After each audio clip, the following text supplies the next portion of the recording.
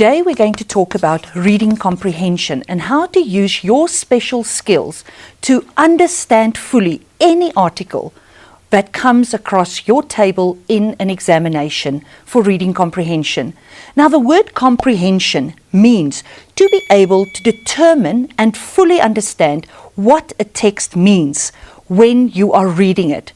In your examination, you always have question 1, paper 1, reading comprehension. What is required in this is that you read an article on a topic that you may not be familiar with, but then still be able to fully answer all the questions based on your reading ability and your level of understanding. After school, you will use this skill often. You will be reading newspaper articles, magazine articles, contracts. The list goes on and on of things that you will have to read when you are outside of school. When you go to varsity, that is one of your most important skills. And today we're going to look at what tools we can give you to help you on your journey. Now, for example, let's say in today's lesson, I'm going to give you a list of words. These words are solar, renewable, biomass, capacity optimizing, intermittent, fluctuation, bioenergy, synergy, and photovoltaics. Now, if you don't have a subject called agricultural sciences or life sciences, you may not be familiar with these words. Yet in your examination, we may expect you to answer questions on these words. So what do? Today, let's try and use a few of these skills. I'm going to use some of these words to show you how you can determine the meaning of these words without a dictionary in the examination. First thing that you can do is to break up the word into its smallest possible pieces. Let's take the word renewable. The base word, the word that you're most familiar with, is the word new, the root word. Now that word, you know what it means. New means something that is new again, replacing. The prefix. If you look at the word renewable, the prefix the prefix is the word in front of the root word. Means again. So we're talking about something that is being made new again. Then look at the suffix. Able is to do something.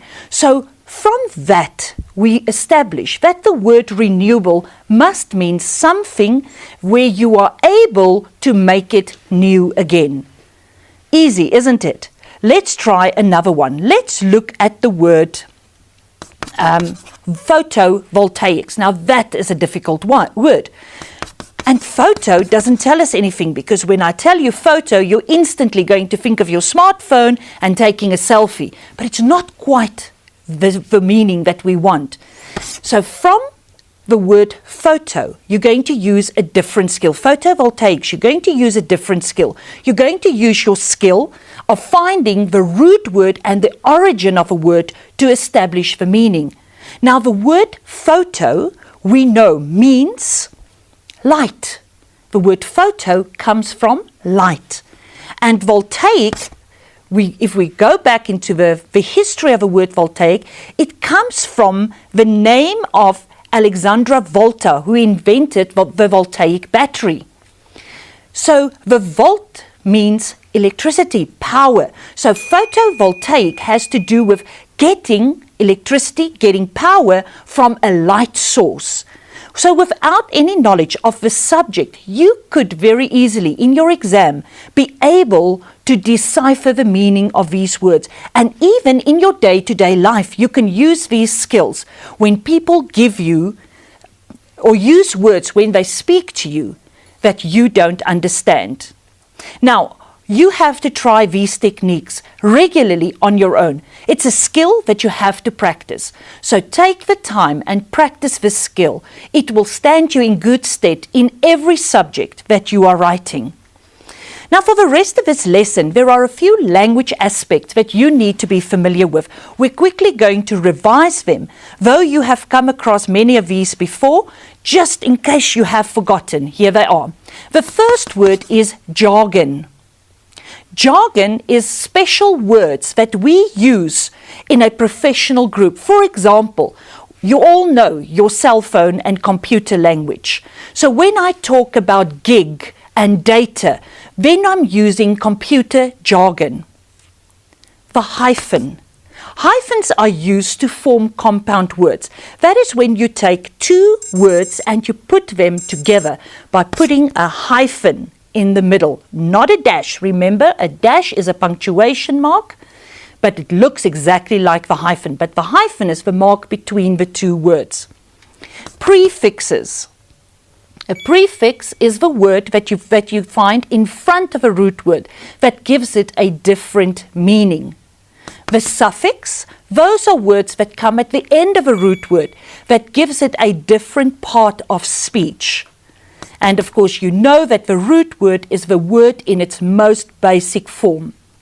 But a root word can be a word in its own right, where the prefix and the suffix cannot be used unless you have a root word that you can link them to. So, have you thought about those words that we have spoken about earlier? Let's recap. Solar. Solar means related to or determined by the sun. Renewable, a natural resource or a source of energy, not depleted, meaning used up when you use it. Biomass is organic matter used as fuel, especially in power stations. Capacity optimization. This is what we hope that you will do with these lessons, that your capacity also will be optimized. But it is the action of making the best and most effective use of resources. Intermittent. The prefix inter means between. Therefore, intermittent means something that is suspended or discontinued for a time, becoming active again. For example, we say that we have intermittent rain, which means the rain is not constant. It rains a little, then the sun shines, then it rains again. Intermittent is irregular intervals. Very similar to intermittent, but used in a different way. Bioenergy means energy that we create through living organisms. Synergy, the interaction and cooperation between two or more organizations. Photovoltaics, that difficult one, is a branch of technology concerned with electricity current in a junction of two substances. Now that sounds very complicated. It is a term which covers converting light into energy. Like you understand with solar panels, if you see a solar panel, you now know that that process is called photovoltaics. So, let's look at our comprehension passage. The comprehension passage heading is called Flexibility from Bioenergy.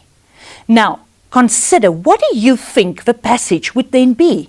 Make your own prediction. Consider the terms that we spoke about, the vocabulary terms, and then consider the heading. Can you see that you can already predict what the content of this lesson is going to be? So in your exam, that's what you need to do. In your first reading, find those words that you are not familiar with. Use your word attack skills. Try and decipher the meaning of those words. Look at the heading. Attempt to make a prediction on what the passage would be, because this will enable you to better understand the language that is used in the passage, and therefore you will be able to better answer the questions as they are asked. Reading for comprehension is very different from reading for enjoyment. Remember that, because here you are interested in finding facts and answering questions that is based on the passage. So therefore you have to use a different skill. Reading for enjoyment, you can skip over a word that you don't understand and still form a general understanding of the plot or the story. But when we are reading for comprehension, every word on that page could be vital in you getting the most marks that you need to pass with flying colors. Now, before you start reading the actual text, you're going to skim through the text. You're going to glance at the text and just look at, form a basic understanding.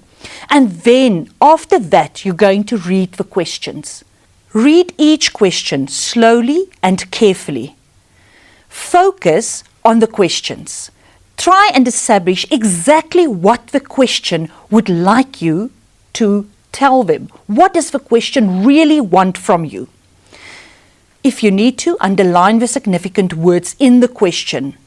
Now that you have an idea of what is being asked, go back to the passage, to the extract, and read it to discover where the answer is exactly in the passage. As you read through the passage, ask yourself these questions mentally. Who wrote the passage? Who's the person that wrote this passage? And that will enhance. For example, is it for research? This passage that we are reading today has been written as a research passage. So therefore, it would be written in a different way with a different tone. So it's important to know who wrote the passage. Why? Why did they write this passage? Are they writing it to inform us of something? Are they writing for our entertainment? There are various reasons why people write. Try and establish that whilst you are going through the passage. For whom is it written? Who is the intended target? Oftentimes in the advertising question, you may find this leads you to answer the questions better if you know who the target audience is, because the target audience determines the tone and the content of the written piece. So know this, it will help you to answer better. Then, where does the text come from? Look at the source. You will find in the national papers, at the bottom of every text, at the bottom of every visual, there is a source. This source is vital for you to understand where the text comes from. Here you could see, if a text comes from a scientific magazine, then you already know, that's your hint that this is a scientific text, and you should look at it like a scientist, read it like a scientist would read it. Those things help you. Those 1 or 2 marks that you lose out when you miss that is very important. You can get it right there. How has the message been communicated? That is the style. Now, for our purposes, our text uses a lot of scientific jargon because it's communicating one scientist to another scientist, giving you information about bioenergy. When reading the text, you must underline key words and phrases that should make answering the questions easier. Now, on the screen, you will see the passage. I'm going to read the passage with you. Just follow along. Flexibility from bioenergy. The role of bioenergy in balancing the electricity grid and providing storage options. The role of wind and solar in electricity production will increase more rapidly compared to other renewable sources. The energy market transformation from an energy-optimized to capacity-optimized system is expected when the share of intermittent or uncontrollable electricity becomes large enough. Bioenergy in its various forms can eventually contribute to balancing the electricity grid as an effective, low-carbon and low-cost grid management and energy storage option.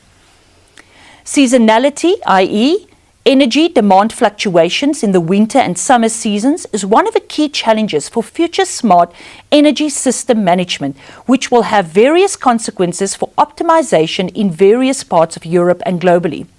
This represents a clear synergy in the seasonal balancing between photovoltaics and biomass, especially in connection to biomass combined heat and power. CHP. Written by Antti Arasto, Research Manager, makingoftomorrow.com, flexibility from bioenergy. So you can see that it's an internet source. Now, the last part of the reading comprehension is the assessment. This is the most critical part because in your exam, this is where the marks lie. And in your future endeavors, this is where your future lies, if whether you understood what you have read, because nothing is more embarrassing when you take a stand on something and you didn't fully comprehend what you have read. So always make sure, pay attention when you are reading.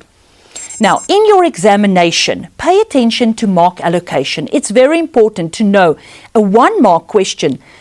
needs you to do a different type of activity than a 3 or a 4 mark question may need. So look at the mark allocation first. Answer all the questions. In a listening comprehension, in a reading comprehension, in any type of case study that you get, there is no reason not to answer every single question that is asked, because the answers are there. If you don't try, you're guaranteed to get a 0. But if you try, you may get half of the answer right. So don't not attempt because you second guessing yourself. Rather push through and do and answer what you think is right. But we're going to give you the skills. Don't just answer. Let's look at the type of questions. When you are asked to give your own opinion, remember, we want your opinion. We are interested in what you think. And come, let's face it, you're a teenager. You know everything. So give us your opinion. We want to hear your opinion. But always substantiate your opinion from the text. That just means you tell us why you believe this from the text. So if we tell you, in your opinion, do you think bioenergy is a possible solution for the problems we face with electricity in South Africa? You can say yes, with reasons from the text. You can also say no, with reasons from the text. You could say it is not very cost effective to start off with, and we are a poor country. We may not have the funds. So yes, you can agree or disagree. We want to know what you think based on the text. When asked to quote, and always copy verbatim. That means word for word. Don't paraphrase and put it in your own words when asked to quote. When we ask you to quote, you quote directly from the text and you put it in, let's be cliched, inverted commas. That's very important in an exam because it tells us that you are not claiming that these words were spoken by you, that you are acknowledging that you have lifted it from the text. And make sure that the marker understands why you have answered the way that you have answered. Pay attention to spelling and punctuation. That is very important. This is a language after all. We may not always mark everything wrong that you misspell, but it creates a poor impression. Remember, we are preparing you for life after school, and it makes a very poor impression on your future boss if you misspell basic words. So pay attention. Learn now to pay attention to spelling and to punctuation so that you can, one day when you leave school without an English teacher standing behind you, still be able to use these basic rules effectively because you know them. Write neatly. It sounds simple, mundane, but it's critical when your matric paper in particular is being marked. Thousands of papers are being marked at the same time. People can miss something if your handwriting is unclear. So make sure that you do your best to make it as easy as possible for us to mark your paper at the end of the year. Answers for questions follow using the following verbs. You will find the answer right there in the passage. You don't need to think, you just have to read. If we ask you to name something, we ask you to list something. State, identify, or outline. These verbs tell you the answer is right there in the passage. And sometimes we're so kind, we say, from paragraph 1, name the 2 elements that can be used. Therefore, you know, when you see those verbs, you go back to the passage, you find those answers, they are there. You just need to put them in a list or name them next to each other or list them under each other. Just do what the verb tells you to do. And these answers would normally carry less marks. It would be 1 mark per item. Answering questions using the verbs below, explain, compare, the intention. Why is this true and false? Remember, we no longer ask you true and false questions. You will get a statement that says, the following statement is false. Provide evidence of this from the passage. This type of question requires you to go back to the passage, always go back to the passage, but it also needs you to do something with what is on the passage. You will find the answer there, but it's not straightforward on face value. You will have to do something. You have to infer some meaning to what is on the page. And using that inference, you have to present your answer. This is called a middle order question because it's not just straightforward basic. If you can answer these types of questions, you have already answered 80% of your question paper, because 40% of the questions in your paper are lower order basic questions that come directly from the passage.